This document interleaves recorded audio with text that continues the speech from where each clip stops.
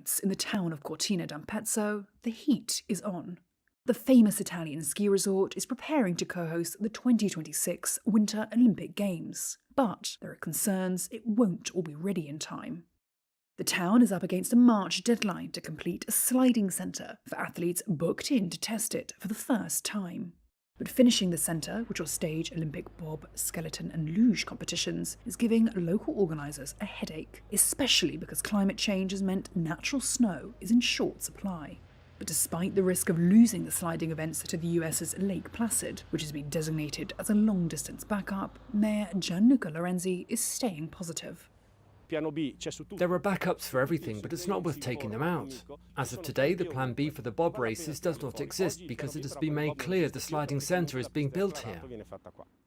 Although the International Olympic Committee had suggested using existing venues in neighbouring countries, the Veneto region and the national government ultimately opted for a full rebuilding of Cortina's Eugenio Monti track. Named after an Italian bobsleigh racer who won 2 silver medals at the last Winter Olympics held there in 1956, the revamped site has an estimated cost of $123 million. But critics argue it risks being a white elephant. Here's activist Marina Menardi.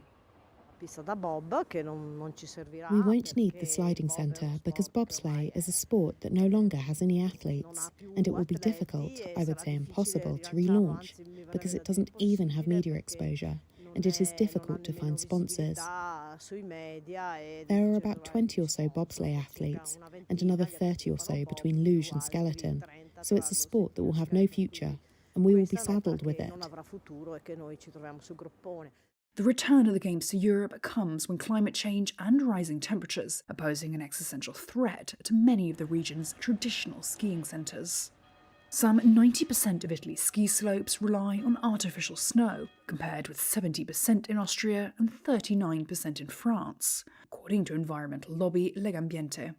And Cortina is no exception with its snow guns, but these methods are not sustainable in the long term. Preliminary research from the IOC has warned that only 10 nations will be able to host the Winter Games by 2040 due to climate change.